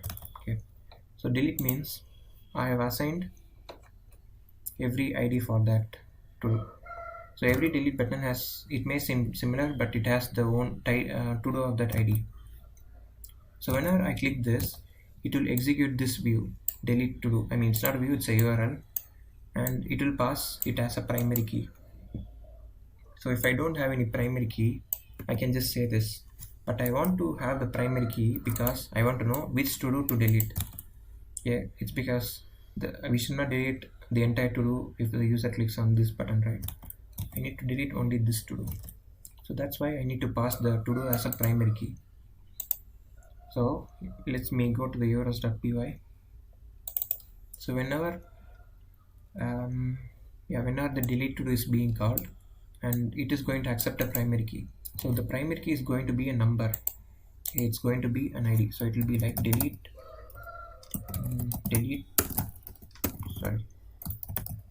to do, and some primary key which will be an integer and so on. So that's why you need to say we are going to accept a primary key as an argument as well. So like this, it's not just a URL, but it has a number as well.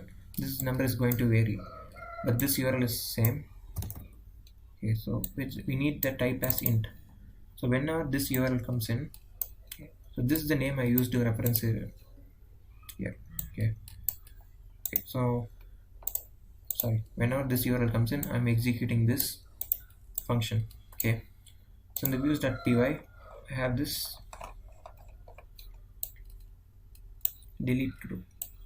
So it is going to get another argument called pk. So it won't be none, but I have it just in case. So we can have an if condition. So if someone tries to use this without any argument, it will fail because it expects a number. So you can just have an if condition to say you need to provide a number actually. Okay, so with this we can delete this pk. Sorry, with this pk we can get the objects that the user is going to delete. So to do.objects.get id equal to pk. So id may be 1, 2, 3 and so on. So we're just getting the to do and we're just deleting it. Okay, we don't need to save it actually. So we just need to get that and delete it, and we are just redirecting to home. We don't need this. So this is the only thing we do. So we're just getting the id and we're just deleting it and redirecting to home. Okay, that's why we have this. It will go to delete, but it's actually instantaneous, so we won't actually know it, but it will come to the home page directly after deleting. So actually going to the home page, it will render all of these again, and the to do.object.filter will have the user equal to request.user, but this time one object will be missing. So that's why it gets a feeling like it's actually instantaneous. If we don't need to actually reload, we need to provide ajax request to actually JavaScript, and that will be instantaneous without actually rendering here. But yeah, we are not using JavaScript, so it will actually load and then it will re-render this whole form again with just that one missing. Okay, so since now we have this ready, now we have this progress form. Okay, so as I said, it should be, the user should not be able to select a date, but just for demonstration I have this. And also the reset form is actually nothing. It will just clear all this mark as completed and as not completed. Yeah, we'll implement that after progress. So now to get this progress, I've created another model. Okay, so this progress has associated with the user just like this one. Okay, so this to do, so one user is going to have many progress scores for each day. So final score is the one. So I'll just add whatever the user has marked, and this will add to 70, right? If the user has not completed it, that means he does not earn the score. So whenever the submit for today is clicked, I'll just store this added value and store it in this final score for that particular date. That's what I'm actually doing. So we need to provide the form here. So it is just an exact date form. So in the forms are type, but Python does not actually, Django does not provide this date form by default. So we need to have this date input here, and we have to instantiate this date form as a widget. and we have to pass the date then. Okay, so I'm just getting the date because I don't need this. I don't need information about final score because I'm going to compute the final score, and user, we know what the current user is logged in. Okay, so with that ready, let's see the view. Okay, so whenever the submit button is clicked, what happens is we have this progress form, right? So the progress form will be, yeah, rendered here, but for the first time it will be just, yeah, without actually anything. Okay,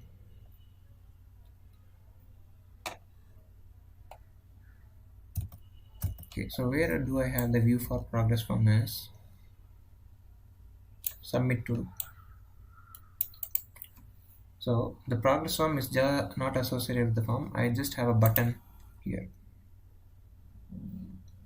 Okay, so where is the progress form? Yeah, this one. So I've just rendered the form using progress form crispy, but I have this action equal to this URL submit to do. So in other forms like register form and all, we will not provide an action, because if we want the form to actually submit and stay in the same page, it does by default. So we need not provide action. But for this form, I need this form whenever this submit button has been clicked. I need to go to a different URL because this URL just associated with this form. So it will perform validation on this form. But I want to do another type of computation. So whenever this form is clicked, so it will go to submit to do. Okay. So this view will be, I mean, submit to do is just a URL. So submit to do is I have here. Okay. So views does submit to do. So this will be executed. So what I have this in this view. So here it's actually pretty similar. So I'm just filtering the to-dos that have been created by this user. So whenever the user has been, yeah, user click the submit button, I need to compute all the scores. So for that, I need to filter based on which user to do, and also is finished equal to true. So that means I'm getting, so if the user has clicked this button, I'm getting this field only 20. So that score will be, yeah, that score is what I need. So if I have this another one, I need these two scores.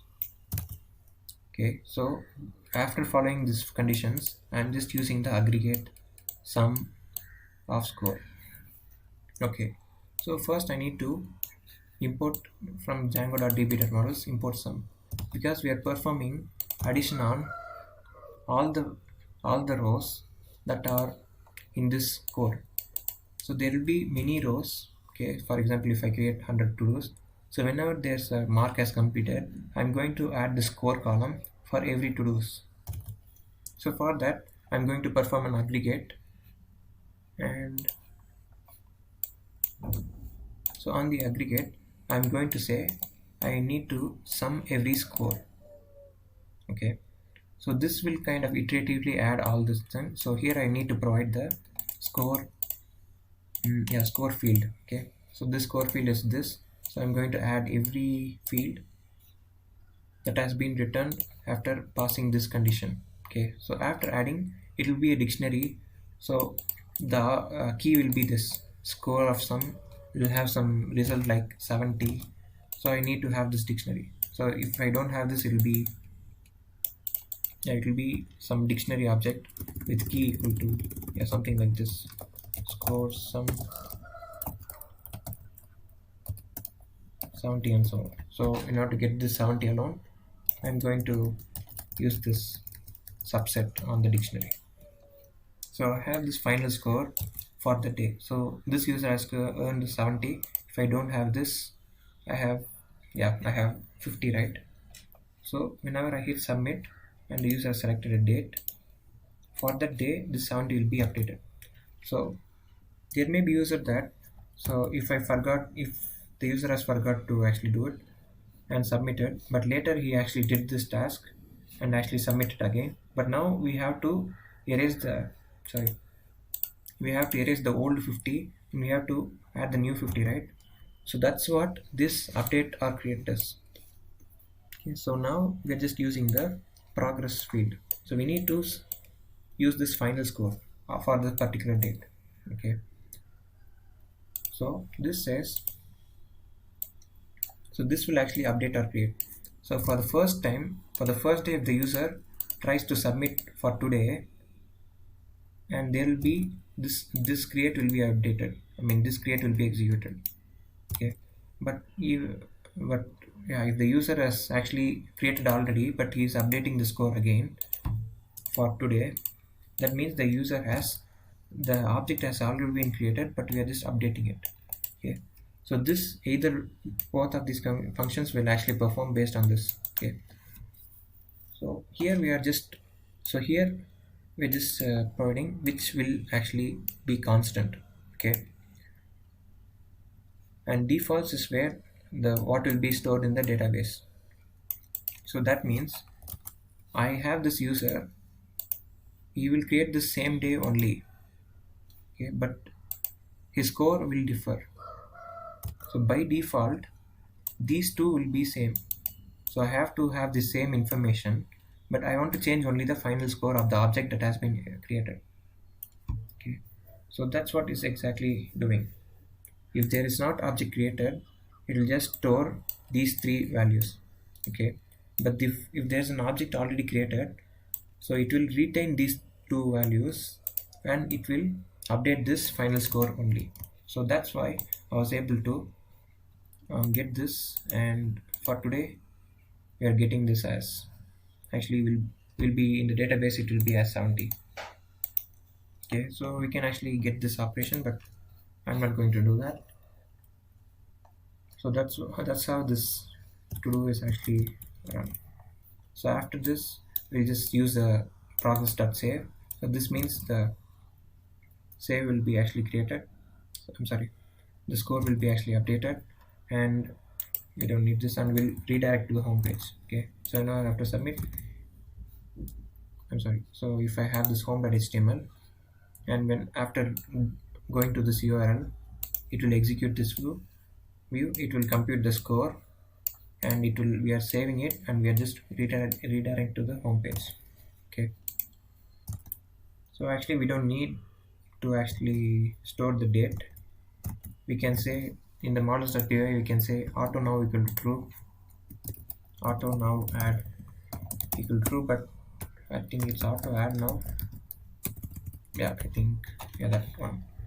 So if we have this, it will just compute the date from our in the machine or in the server, and it will just update. We don't need to provide the date, but in order to actually show, I need to have this, right, because otherwise I have to wait for days to get the profile done. The home page is ready. Up next we'll be using the profile page using Plotly and getting the necessary information. Okay, so thank you. To talk about the profiles, before going that, I mentioned, yeah, I forgot one thing to mention. So whenever I click on the mark as status completed, it's actually reloading and updating the database changes. Okay, so what happens is it will go to a URL called update to do. So it's just the same error pattern. So in the home.html, so I have this wrapped around a link.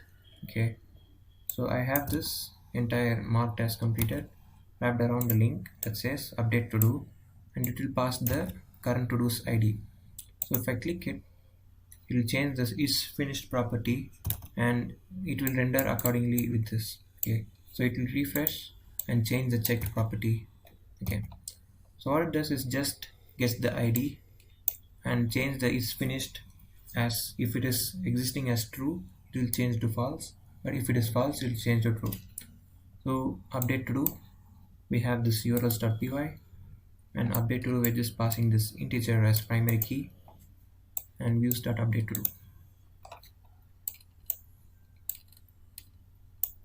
Okay, so we're just getting the object current to do that has been selected, and we are just saving it. So if the is finished property is equal to true, so that means that it has been checked already, just changing it to false. Okay, and if it is false, it has been already been false, we are changing it to true. So just inverting it, and we are now saving it and rendering to home. So once it will render again, the HTML page will know that if the is finished equal to true, it will get this input, or it will get this input. But the checkbox does not accept links, so you need to click on the mark as completed to actually make the changes. Okay. Okay, so that's it for the to do. So we're just going to implement the profile section. So the profile is all about getting the appropriate data from the table. So there'll be many number of days, highest score since these days, average score, highest streak, and the current streak. So it is, everything is in the view, and we are just getting this highest scores against date and streak against date. Okay. So we need only few things from the database. So we're just going to filter the progress. So we need the current user's progress and order by date. Okay, so we need to, actually there will be order by date. It may not be order by date because we have added the ability to select change from the select date from the users, right? So we need to order by date, so the date from ascending order to descending order. So we have all the progresses. So right now we have access to progress.final score, progress.date, and so on. So what I'm doing is I'm just iterating through this query set. Okay, and I'm getting the date as a list. Okay, I'm creating a list and I'm appending the date. And as well, I can do other things, but efficiently. So score access is just getting the final score. So there will be two lists, and they have date and respecting score, comma date, respecting score, and up till the end of the list.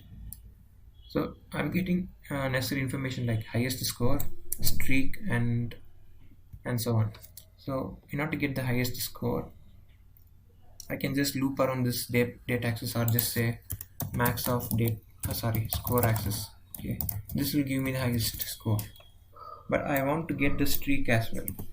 Okay, so in order to get the streak, I need to perform a few things. So streak means, in the sense, you can see this graph. So this, the user has highest score to do, and but right after that he has a low score to do, and again he is high and he has low score and high. So you can see that one day the user is coming up and down, and ups again and down. So but in these days, for example, I think, yeah, in these days the streak has been continuously increasing. So we just need getting the continuously increasing range of the, for example, this is a mountain. So here we can see the first the user has 1, 2, 3, 4, and 5 and 6 streaks. Okay, so we just need getting the all the info for that. So I'm just getting whenever the count changes from maximum to minimum. Okay, there will be a maximum value, but before the streak ends, the count will be set to 0. So what I'm doing is I'm iterating through the score axis. Okay, and while the having this just called two variable approach in the arrays. So I'm iterating with the two variables. Okay, so for example, if I have this list called 10, 20, 30, 40, and 10, 25, 23, and so on. So first time score axis will be this one, and score axis of I plus 1 will be this one. So I'm checking if this number is still less than the next number. So that means the user has been progressing, right? So if that is sense, I am using this count plus 1. So it will go to this loop again. It won't come out of the loop. So it will check whenever this user ends. So this time the count is still increasing. The count will be added 2 plus 1 again. So it will be 2. And this time the count, this will be score axis will be 30. Next time this will be 40. So now again the user is increasing, so count plus equal to 1. But this time you can see score axis will be 40, and yeah, we are incrementing I every time, right? So I will be 40 and this will be 10. But this time this score is not less than Yeah, the score is actually less than the score. So that means the user has dropped their streak. So at that point, we are making this count as 0. Actually, we don't need the max count, but I still had this just in case. So after this as condition has failed, I'm getting the count as 0, but I am getting the count list. Okay, so this count list has the streak as 4. Okay, so the user has count streak as 4. So next time he might have count as 2, right? So I'm getting all the counts. So 4 comma 2. So that's the streak we are just wanting. And then we are just finally getting the score. So he might maintain the same streak again. So this time he is maintaining the streak, or else he will just update. So for the last time we just need this count. So the count at the last will, if it is 0, that means the user has dropped their streak. So we are just providing all this information in the card. So the highest streak will be the maximum of the count list, okay, and the highest score will be the maximum of this score date, I mean score axis, and then current streak will be the last value of this count list method. So if the count is 1 here, the user has just one streak. But if we have this type of streak, the highest streak is also 4, and the current streak is also 4, because this condition has not met. Okay, the count is not initially to 0, so we have this count as intact. So we're just getting all this information as a context, and just we are having it as a plot here. So maxi means maximum score axis, so that's the highest score. Total means the len of progress. So this is the total number of days that the user has been using. Okay, so that means that there are many days that the user has actually started the to-do app usage. Average is just the sum of score axis and the len of process. So how many days the user used? Just dividing these, we will get 57, and we're just rounding it to make it. Okay, that's the average. And this one we're just plotting with the help of plotly, and current streak is just the last value from the count list I just told you, and highest streak is the max count. So max count I would have initialized as maximum of, yeah, maximum. Yeah, I'm just getting this from this loop, but I can also get from this count list. Okay, so we can optimize this by reducing many variables, obviously, because I was planning on many things before that, but I settled to this. Okay, so with that done, now we can just plot the graphs. So we're just plotting score versus date in this graph, and also in this graph, but this plot is different. It's a bar chart and it's a scatter. And in this one, we're just plotting the streak against number of streaks. Okay, so 6 is the number of days the user has held a streak. As you can see, 1, 2, 3, 4, 5, 6. So this is the highest streak, as you can see, and 2 is the another highest streak, second highest for them. Okay, so now moving on to plotly, we have all the necessary information, but mostly we'll be having only the date axis and score axis for this plot and this plot. And for the streak plot, we just need the count list versus its length. Okay, so we need the count list and also the length of the count list. Okay, so I need this count range from 1 to the number of streaks, so I just have it in a range and got the list out of it. So the axis, the plots actually are implemented in this way. So plotly actually has an implemented in JavaScript and so on. So we're just implementing in Python. So this is just one graph, and this actually big one is just a range selector. Otherwise the graph would be with this length. Okay, so if I don't have that, we don't have this. It's loading. Okay, so that code is just for this slider range. So this is the range that I have, so I can just get this interactive one. So that's the code for it. Otherwise the plot is actually easy. So let me explain without the range. So first we need to have a scatter plot. So actually there are scatter plot, and next we have this bar chart, right? So this scatter and this plot.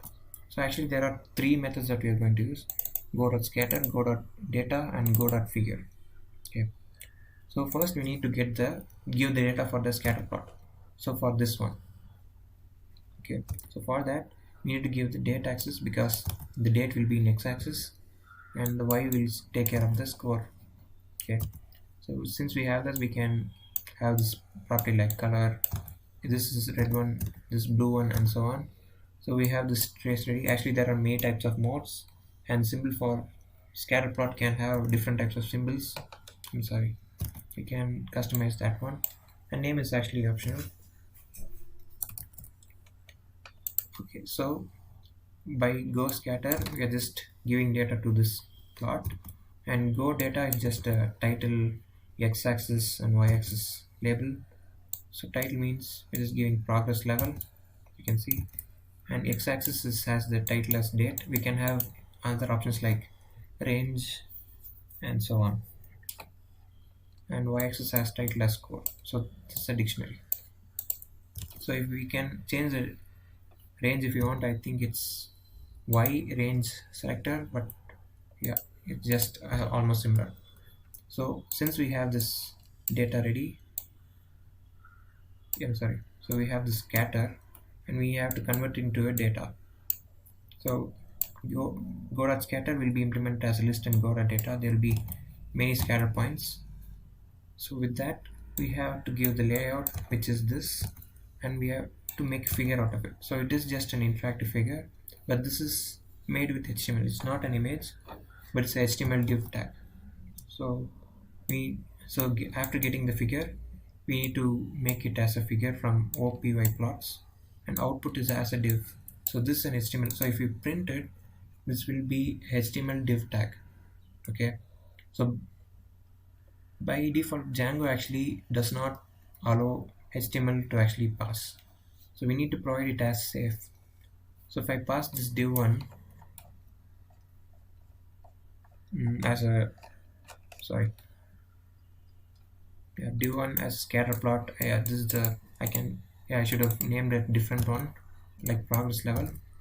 But when I give this HTML as a scatter and it's going to be in profile or HTML, we have to give the tag as scatter zip.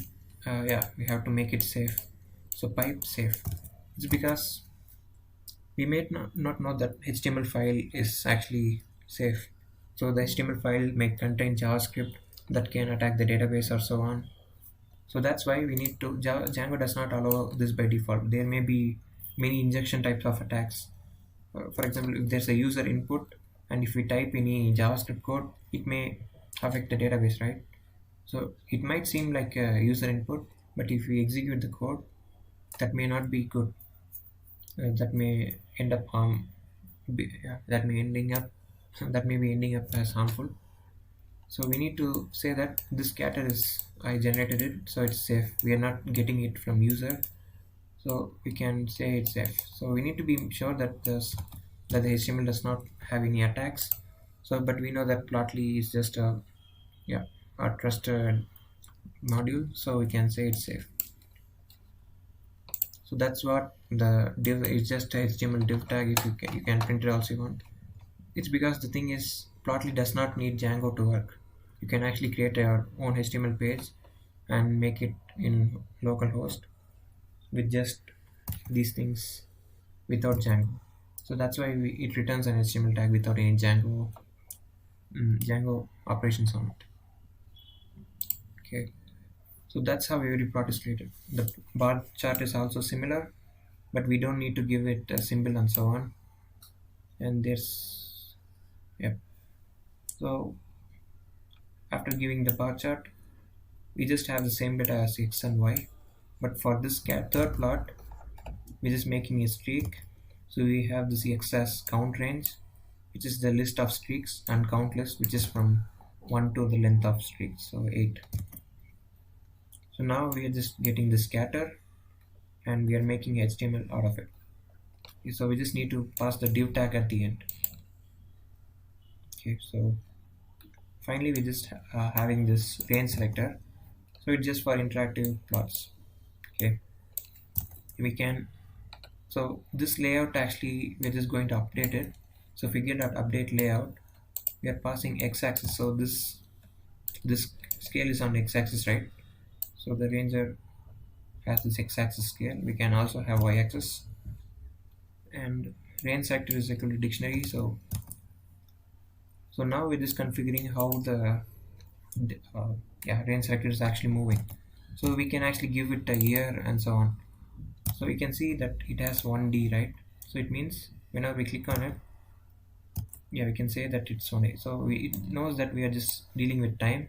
But if we have many data, we can create 1 year, or if we have many minute details, for example sample collection, we can have like 1 second, 1 millisecond, and so on. So right now this is okay for us. And step mode equal to back, it will be, a step mode equal to back will be obvious when you have many data.